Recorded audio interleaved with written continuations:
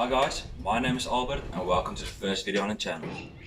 On our channel, we're gonna be focusing on modifying this 2008 135i in South Africa. Now why I say South Africa is because there's a lot of product reviews overseas and they always link their products and they're like, guys, go to ECS Tuning and you can order this in 2 or 3 days. It's at your doorstep with free shipping. Now if we go on ECS Tuning and you order a product from them and you go to your shipping destination and select South Africa, you're going to see that shipping cost is almost double the price of the product. So for us that won't work. So I'm just going to show you what I did to get almost full bolts on here in South Africa. Okay, without further ado, let's get to the first modification on the channel. And it's quite a big one, not in the performance sense, but in changing how the drivability of your car. And I'm obviously talking about coilovers. Now you might want to do coilovers for various reasons. If it is for lowering your car to get a stance you want, or just upgrading your spinch to be stiffer. Now I'll be installing and reviewing a new coilover on the South African market by Autosport down in Port Elizabeth. Now they've been in the South African car scene for the last 20 years, so they really know their stuff. But let's take a look at the product.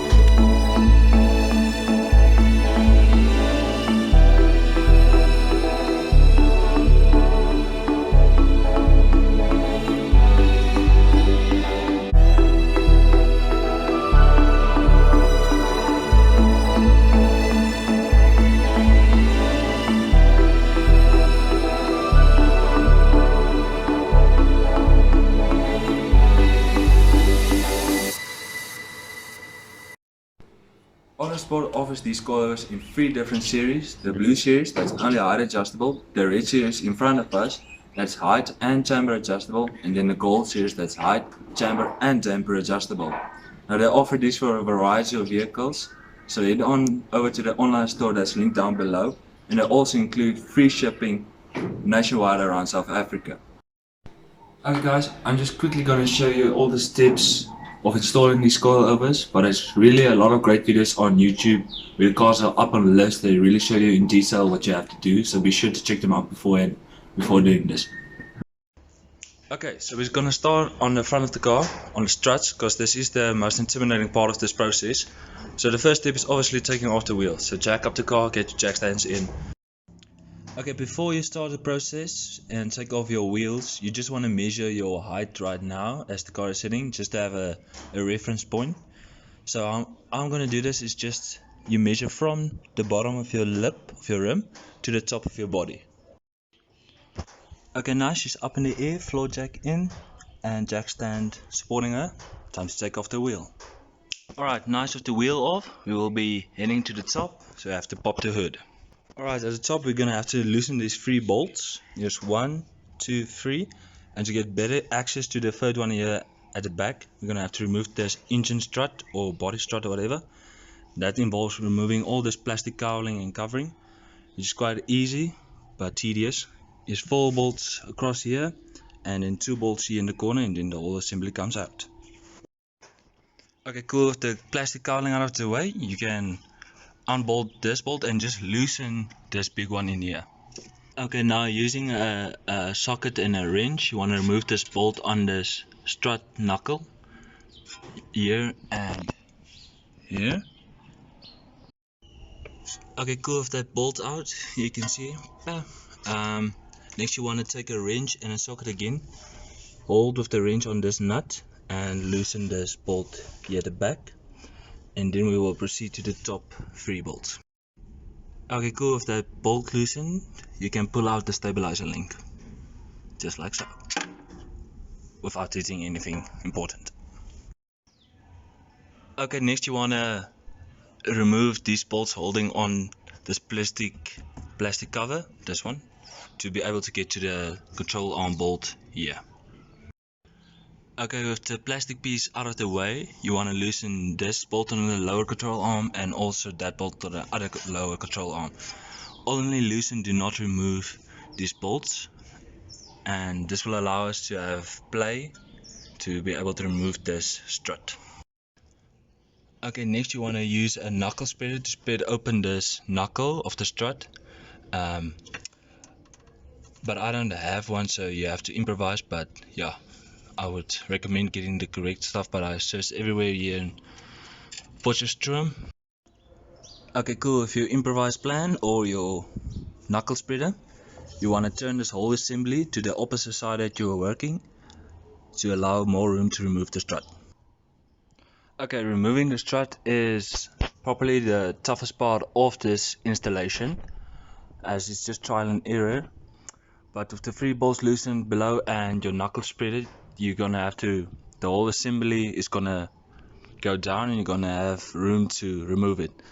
Once you get the strut to here, there's 3 bolts. You're gonna have to twist each one out of your wheel well. You will see this, but it's trial and error, guys. So yeah, get ready to struggle a bit, but yeah, it's at least out. And now we're gonna start prepping the other coilover. Okay, cool. Here's a side-to-side comparison of the two, the OEM strut and the new coilover. Now I adjusted mine below so that it's more or less the same length from where the knuckle will sit, as you can see here. Okay, so just a couple of things you want to do before installing your new coilover is preloading the spring. So you back this lock nut all the way back and adjust this one till the spring has no play in it, and tighten it down again with the supplied wrenches.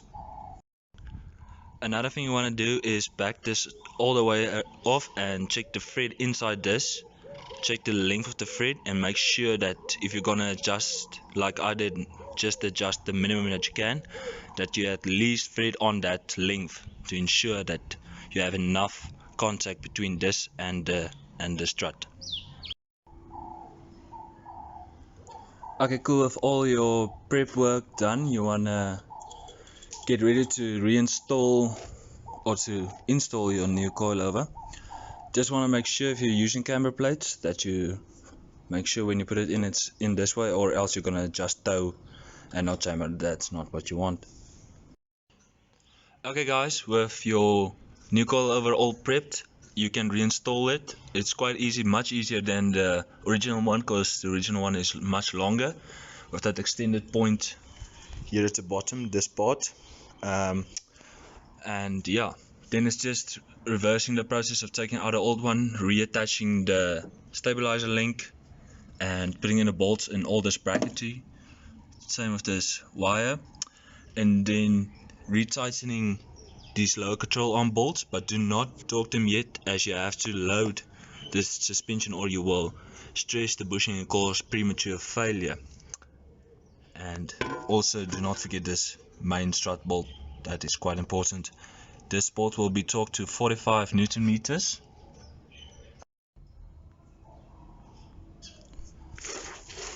Okay, I've preloaded the wheel by just applying a floor jack to the underneath of this control arm, while still just ensuring this is a little bit loose, and thus torquing this two bolts to 68 Newton meters, both of them. Okay, so here it is guys, all installed up to the top. I've not done anything to the chamber adjustment or anything like that. So yeah, this is the same process for the other side. And yeah, the front suspension is definitely the tougher of the two, and next to the back. Okay guys, for the rear suspension you have to remove all this material. It's just clips. You just use screwdriver, or if you have the nice plastic clip removers, you just remove all along the sides and this big mat plate, and you will have 2 bolts each side. 2 bolts. Okay guys, with your wheel removed and your car on your jack stand, you want to take a wrench on the bottom nut and use a 6mm to use on top to restrict the shock from spinning. Get on wide. Plak er vast. Alright guys, with the top bolt removed, you want to remove this bolt here on the bottom of the shock, and also this control arm bolt. And this will allow you to remove both the shock and the spring at the same time. Okay, cool guys, with the bolts removed, it's quite easy. You press down on the lower control arm and boom, the spring is out. Okay guys, with the same as the front struts, you want to prep your new shock and spring. I'm just going to make it the same length as my old shock and spring, and you want to place the supplied rubber in between the shock, the spring and the spring perch, and it's rolling away. Don't worry about that, it's gonna come back one day. Also, from your old shock, you're gonna reuse these two parts, which is the rubber that was on top of the middle spacer inside, and just this pump stop. You don't have to use the other piece of this pump stop that was on it. This is sufficient. Okay guys, with your shock and spring removed, you want to remove this cap that goes in the hole. You want to remove that as well. It has a rubber piece. You will not be using either one of these two again. So yeah, just make sure to remove it, or the spring perch will not fit up in the cavity. Also, if you look down in the hole at the bottom of your control arm where the spring sat, you want to remove this rubber piece and clean it off well. Right, you want to use that rubber piece that was on your control arm on the bottom, and just put your new spring with the coil part in. The top part is where the spring perch will attach. The rubber will come in between the spring perch and this flat surface. Okay guys, next you want to use a screwdriver or some other method to bend back these tabs. They're quite easy to bend back, so it's not that a big a job. You just want to do this because this is the supplied bolt for the top of the shock. They have different threads, so yeah, just bend it back and this one will go on top. Alright, with those tabs bent back on the top nut, you're pretty much good to go and replace everything back just the way you took it out. So yeah, this is what it looks like all installed. Just make sure that rubber piece at the bottom is nicely seated on the spring perch up into the top. These two parts you reused from your old shock, just to mount it back in the hole, and yeah, fits very nicely. Everything goes back the way it should, and yeah, just then tightening back everything you took out. This nut that you load on the control arm, you again want to tighten this with load applied. You have to torque it to 165 Newton meters. It's quite a lot, so yeah, just make sure it is carrying weight, or else you will damage that bushing. But yeah, all in all, very nice. The rear is much easier than the front, and yeah. Just a little tip for this bolt. When you're going to put it back, you're gonna see, because of the shorter spring and such, you're gonna line it up quite nice, but it's gonna be a little bit, the hole is gonna be like a quarter moon here. So two people doing this will definitely make things easier. Then one will put in a bolt and one will just pull on this brake assembly towards you, so that they'll all just line up, and then yeah, it goes pretty easily in. You want to tighten that nice down. Okay, so that's it for the install. It's pretty straightforward. No advanced mystery needed. But yeah, I've been driving around for 2 weeks now on the coilovers, and I must say I'm pretty impressed. Like, the ride quality is better than the previous shocks. Given the previous shocks was Monroe suspension, so it was not BMW's OEM suspension type thing. But yeah, much better over the bumps, and yeah, for our roads in South Africa that are so bad, it's quite impressive. And then also, when stepping on the gas, the car feels much more planted. Previously with the previous suspension, when you stepped on it, did a little weird little wiggle thing, but yeah, that sorted out. So yeah, I'm very impressed with coilovers overall. So big shout out to Autosport for setting up these coilovers. I think the spring stiffness is very close to perfect. Oh yeah, I've almost forgot to tell you, the best part of this coilovers is the price.